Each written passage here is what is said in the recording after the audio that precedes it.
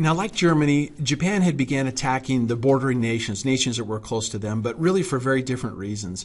Now, like many countries during the 1920s, Japan was going through an economic depression. We talked about the United States, the depression that we felt here, but for some of the places in the world, it was much worse than the United States.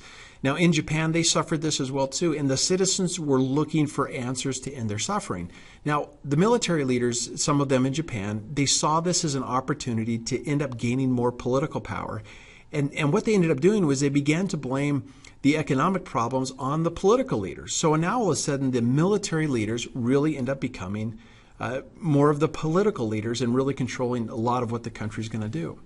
Now, in addition to these reasons, there were tremendous levels of racist views that the Japanese had toward the Chinese people.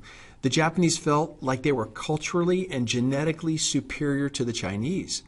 In addition to that, Japan had very limited natural resources. The islands of Japan, they had been formed by volcanic activity very long ago. And the area was tremendously hilly. There was very little area for farmland in order to feed its growing population.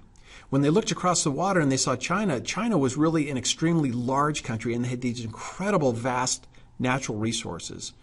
Now, China at this time was just ending a terrible civil war that they had been going through, and Japan looked at them and said, oh, hey, you know what? We could invade this weakened country and we could take any and all of the natural resources that we need in order for us to be able to expand our territory. So that set the stage for Japan looking over to China and looking to invade. Now from this map, you can see what Southeast Asia looked like after Japan had attacked their various neighbors. Now Japan is shown by the arrow here, or the area you can see here in yellow.